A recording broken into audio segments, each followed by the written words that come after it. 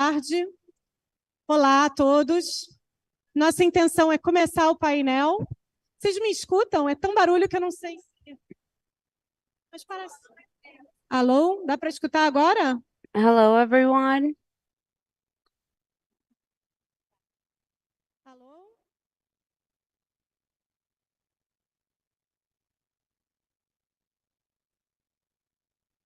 Alô, boa tarde. A gente tem a intenção de começar. Hello, everyone. We want to start the next panel.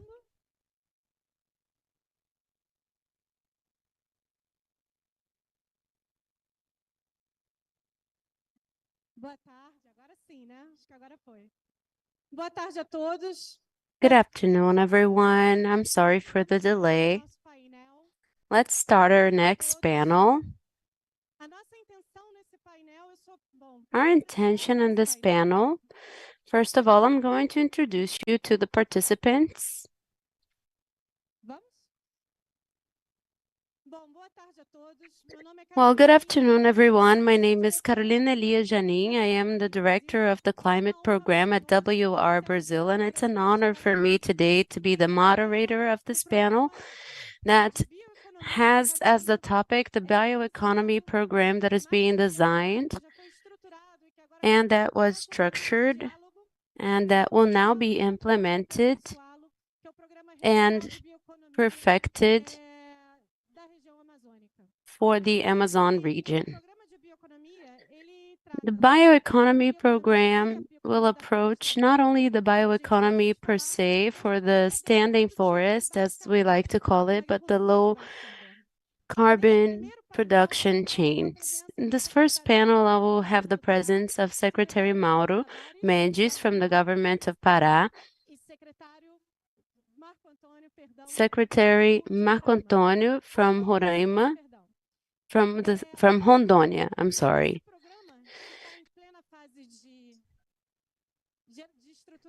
This program is under structuring,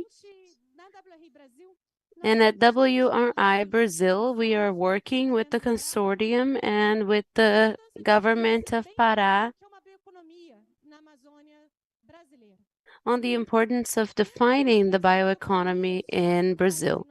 Among the different bioeconomies adopted in Brazil, there are several possibilities, some definitions based on the European definitions, where we relate the bioeconomy on the substitution of fossil resources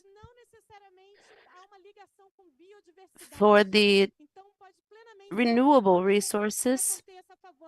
There could be a bioeconomy based on the mitigation of biocarbon, and we can defend an economy in a region as biodiverse as the Amazon. It is a challenge for the governors in the Amazon region, keeping the forest standing.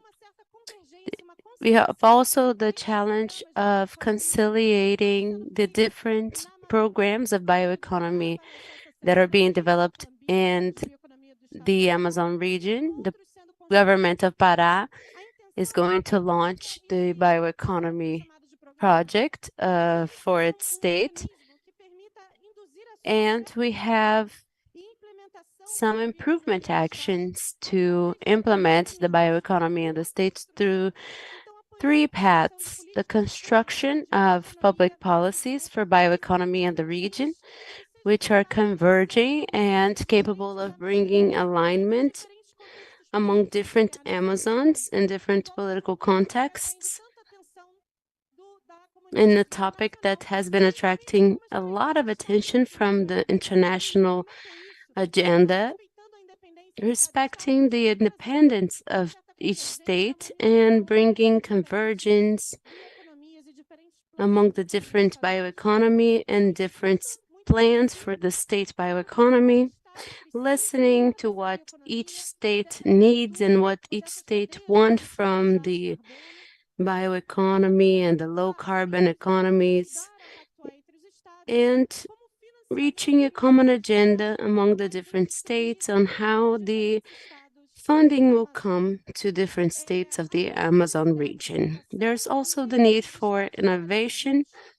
We understand that the states working together can raise more funds and bring different technological advances and innovations for the region.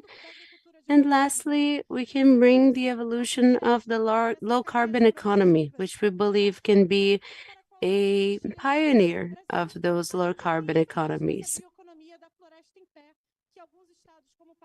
Some states like Pará, as I said, are already developing the social biodiversity. Giving this introduction to the plan of bioeconomy that the consortium sees as an umbrella for the different state plans, I would like to pass the floor to Secretary Eduardo Tavares, who is also the coordinator of this program, so he can tell us a little bit about the next steps of this ambitious project. Now, good afternoon. I would like to thank WRI for the moderation of this partnership. We have discussed in this past week these instruments that the consortium has structured. We want to create this big network of collaboration among the state governments, the academia, and the civil society. Instead of searching for the different points and what distances us, what the consortium is trying to find is promoting this migration towards a low carbon economy in the Amazon through this partnership of programs that can concentrate the efforts and that can effectively start transforming people's lives. So that can be reflected in the socioeconomic rates, so that they could be reflected in the GDP. We have half of the population still living under the poverty threshold. So this effort of the consortium, this common agenda of the 9 states, is trying to achieve an identification of the best practices and the joint efforts so that we can work together and we could, each state can bring their best efforts. This last week, we had a pilot with the UK that could be replicated with could be replicated to the other 7 states. That came up as a project in our strategic plan in 2019. During the pandemic, we elaborated the Green Recovery Plan, and we identified the need to work more intensively in low carbon economy and bioeconomy in the consortium to share our experiences and potentialize our transformations. And after that, we took commitments from the governors. That is very important. Today, what we call a program was developed during our planning phase. All partners that we have, for example, FAMBio, in the beginning of 2019, they were discussing a project for the Green Climate Fund. And then we had the adherence of Embrapa that was researching the reality of each state and what the states had in common. We tried to find out some common chains to maximize the sharing of technology. And from then on, the UN also entered as a partner, as a major partner, adding the knowledge of what could be classified as bioeconomy. There was first a confusion between what was agroforest and what was low carbon and what was bioeconomy.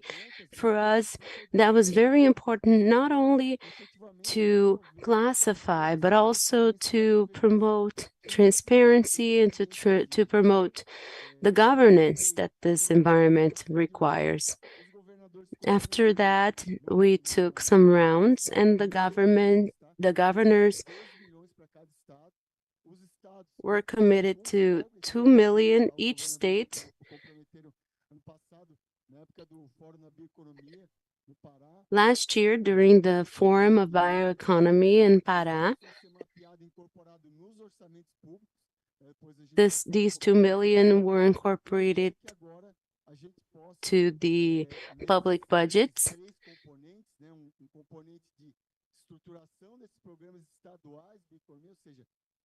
We then started searching for the best practices, the states that are more advanced, so that the best practices could be replicated to the other states. We started strengthening those state strategies towards the low carbon economy techniques. In 2023, they are going to allocate 115 million. And according to their efforts, we're going to overcome this goal. And there's going to be a value of 5 million for them to invest specifically in science, technology, and innovation. We are sure that with this transition, most of the governors were re-elected. We have new governors coming in as well. This transition is going to happen at the end of the year, and we can guarantee the inclusion of those regional strategies and the pluriannual plans for the next 4 years. In 5 years, we intend to reach all of those goals. Thank you very much, Secretary. Now I'm going to ask Secretary Mr. Marco Antônio Lago to comment on the view of Rondônia, and how do you see this collaboration among the states around this topic? How can it benefit the state, Secretary Marco Antônio? Good afternoon. Thank you very much. Bioeconomy is the future of human development. In Amazonia, it is completely forbidden to deforest. It is criminal. But bioeconomy allows you to work in a better way in these areas, generating more income. We shouldn't only preserve the environment, but we should bring human development for the people who live there. In Rondônia, we have 2 projects. The fishing chain, the main fish for us is tambaqui, and we also have the coffee supply chain. We have an awarded coffee that is sold all over Brazil, that is produced by the Suruí tribe. A very good coffee. I recommend to you, if you have the opportunity, please buy our coffee. And that brought income to that population, and that is very important. It is economically viable. It is ecologically viable as well. We can only gain with bioeconomy. We can still fish sustainably, and that is going to take food to the world, giving the world food safety, giving income to that population, and keeping our environment ecologically balanced, which is our role. We also have other projects that we want to expand. Among them, fish that are exotic in the region. It's the case of pirarucu. It is native in a region of Rondônia, and it is exotic in a different part of Rondônia. It is a big fish. It is destroying the other fish. It weighs close to 200 kilos. It eats small turtles. It eats a fish of 1.5 kilos. So we have a project of handling the species where it is not native, generating income to the population, balancing the ecologic system of that basin, and generating income to the population and taking food to the world. Almost 60% of that fish is made of meat. It is an amazing fish to eat. We can commercialize that fish, and it is an invader in that region. Pirarucu is already handled in Amazonas, where it is a native fish.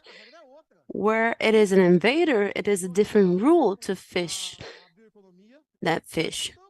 Rondônia is open to that economy, and if there are projects, they are welcome in Rondônia. Thank you very much. Porque a gente às vezes pensa na bioeconomia muito na floresta, mas também tem os rios. Sometimes we think about the forest, but we have the rivers, the cities, so it's a very important point.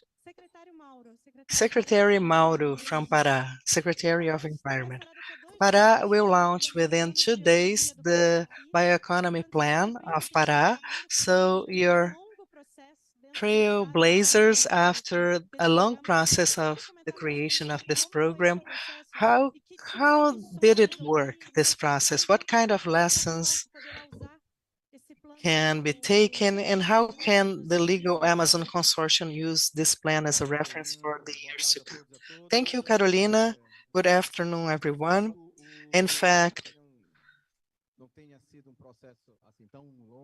although it was not a long process because we've established the guidelines of our state plan of bioeconomy last year, and now at this COP, we are launching the state plan of bioeconomy with the different actions.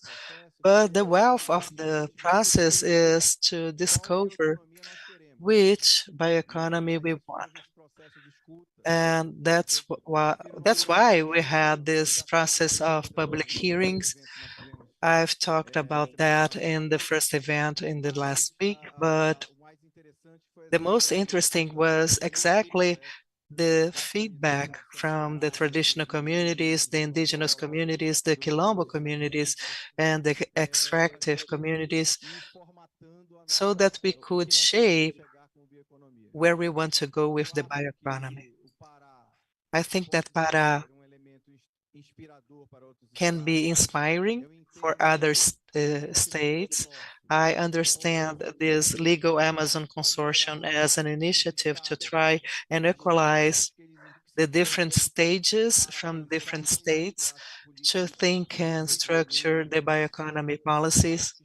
There are states that are ahead, such as the state of Pará, others in this most initial stage, talking about the structure. So the role of the Legal Amazon Consortium is to level all the structures. So this is helping the structuring of the policy so that all the states can be able to receive resources and implement bioeconomy policies. Here we've been heard from traditional and indigenous communities what is the role that we are going to have in the decision making concerning action plans and concerning bioeconomy. So the state of Pará has done that, and we can be an example and inspiration for the other states, and the role of is to agglutinate this knowledge. Concerning bioeconomy and our state institutions, we understand the several Amazons we have in the state of Pará. We established something around 89 actions within our national plan of bioeconomy. We are now, and I see representatives of WRI, JBS Fund, Fumbio, Arapiaú, and other representatives of institutions that could be partners such as GCF and so on. They could partner or not. They could support Capacity Bio, other projects, specifying projects and actions, and they could be very helpful. The state of Pará, in special, we have several sources of funding. FAO itself has resources for the bioeconomy plan. We have an IDB finance of that 1/3 will be used for the climate agenda. And within the climate agenda, also we have the bioeconomy actions. And what we foresee is to have a cost of 1.2 billion reais. And in the next year, we are going to have a new investment of 300 million reais. So we have resources that that will be implemented, and we want to implement that. We are in the implementation phase, and among the 89 actions, we must try and specify each process, project, and action. What is the need of the state of Pará? That could be an example and inspiring. The need is to have the support of different minds beyond the government structure that can help us elaborate the projects, having private experiences that can be absorbed by the state. Recently, we've launched the Sustainable Territory Platform, which is a platform for the communication and connection of different private initiatives and public initiatives in the territory of Pará. The idea is that this platform, which is a system, can identify the different public and private initiatives in our territory to make the connections. So we can identify where we have gaps, where we have enough initiatives, where we need to scale up different initiatives, and when we need to elaborate initiatives. So it's something very rich, and I believe it's a platform for gaining scale in our projects. And our axes are science, technology, and innovation, and research and development, heritage, cultural heritage, and genetic heritage. So as as the legal Amazon consortium, we must make the federal government close the cycle of this new law of biodiversity with the Genetic Heritage Council, so that we can elaborate patents and the scale of bioeconomy that can foresee safeguards for that is going to emerge within our bioeconomy. New products that can come so that we can have access to genetic heritage and also different patents. This is very important. And lastly, we have the sustainable businesses. Something else that is happening in Pará that we didn't have the opportunity to bring ready-made for us is the implementation that we call with the bioeconomy park, but from the technical perspective, it would be an ecosystem of different knowledge centers and scientific and technological production with new products, commerce, astronomy, uh, forest wisdom schools. And in the next year, we are going to start implementing. Until the end of the year, we are going to end the normative structuring of the bioeconomy park, and in the next year we will start implementing either a physical building or the different hubs that we are going to have in the countryside and the different centers of gastronomy, a bioeconomy museum, bio business and startups hub. We are going to have Forest Wisdom School, among others. So in this perspective of implementation, besides the plan itself, we have the bioeconomy park, that it's an element of the plan, and we hope to have the implementation in the next year. Thank you so much for this opportunity, Carolina, and the moderation. Thank you, everyone. We are almost in the second round on finance. Several secretaries are here, women secretaries. I'm going to call Secretary Miyuki and Secretary Raíssa. Miyuki from Tocantins and Raíssa from Maranhão. They are going to come join us, and Secretary Tavares and Paola, Eduardo Taveira and Paola from Acre, for you to comment on the second panel. The women are representing their states, and in the second panel, with the funding institutions, I'm going to call Eduardo Taveira and Paola from Acre to comment the funding strategies that will come. Let me wrap up this first panel, please. Welcome, Secretary. The question is, how do you see this effort of creating this convergence among different bioeconomy programs from different states with this consortium? What kind of positive impact you may see in your state?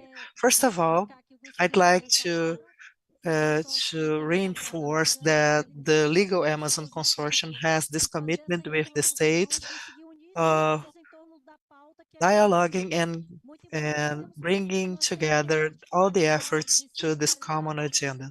Although we have specificities, we firmly believe that the common effort from these 8 states from the Amazon is generating a development much greater than if each one of the states is working alone. The borders of our states are such that we must share efforts so that we can have the continuity of the development from one state to the other, always bringing the cooperation as the main factor for any development that we have within the states. These joint efforts are calling the attention of the rest of Brazil, because a consortium that is engaged as the Legal Amazon Consortium is able to transform our states as in powers, engaging in the national development. Not by chance, within this COP, we have our own space, and with the bioeconomy, we have this trend being brought to the discussion, both within academia and within our productive chains, with our producers and cattle raisers that are developing the economy in our state. Bioeconomy is a reality. We must think about that. And it also demands investments and capital. And the states do not have these funds. So our commitment as managers of the environmental policies in our state is to start this dialogue, trying to find the resources that are necessary for this economic transition. The economic transition today is a reality for us. We must bring it to the center of the debate. We've never discussed so much the economy as this year, because without advancing the economy, we won't be able to protect the environment. We have to join efforts to develop the economy and the social aspects in an engaged way.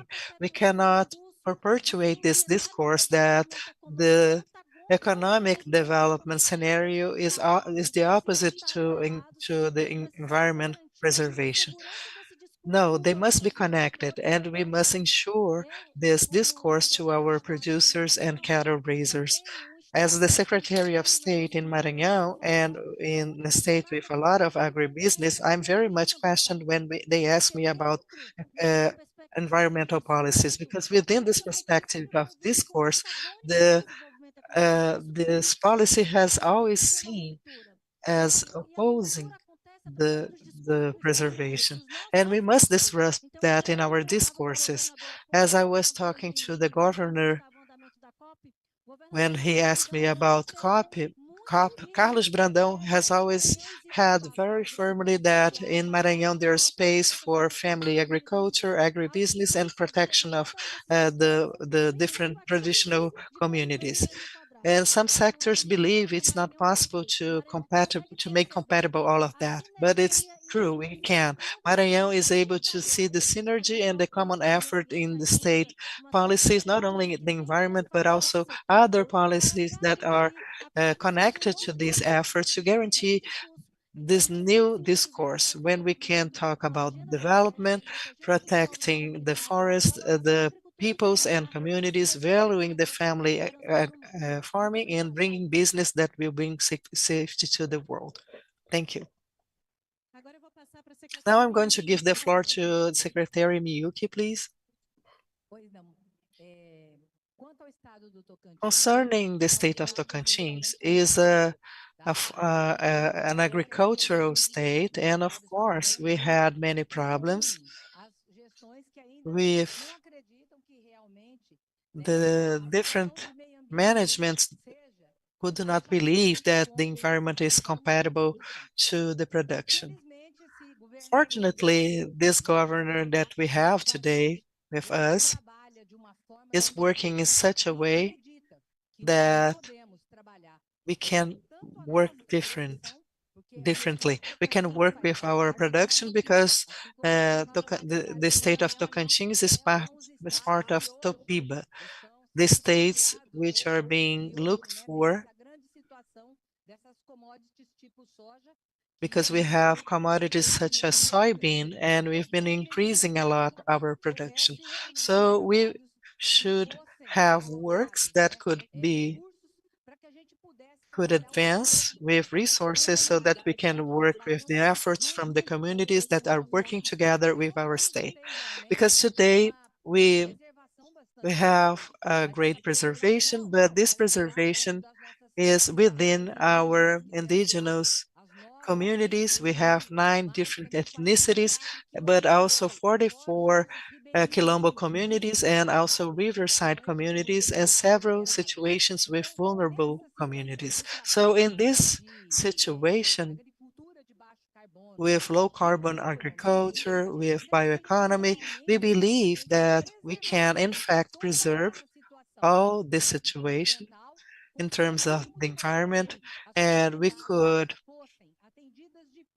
make communities served in such a way that they can live better. As I've mentioned yesterday, all the indigenous peoples are qualified, all of them studied, all of them improved and know how to demand from us. And today they want this happening so that we can improve the different activities with the riverside communities, indigenous communities, and Colombo communities. We are the second basin within the legal Amazon. So we know that we have Araguaia and Tocantins rivers with this great situation to be preserved. So we have the situation that can be worked with. It's a new state. We have new productions. Everything is new. The population is not so big. So we know that if we are learning with the state of Pará, with the state of the Amazon and the other friends from Rondônia, Amapá, Roraima, and Maranhão, that we will be paving this way so that we can work with the climate change properly. That's it. Thank you.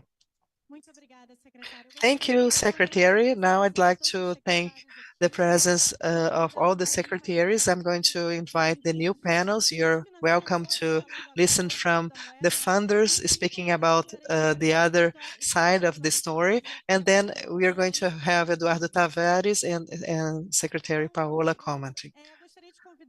I'd like to invite Rosa Lemos from FOMBio, Roberto Waki from Arapiaú Institute, Tatiana Shore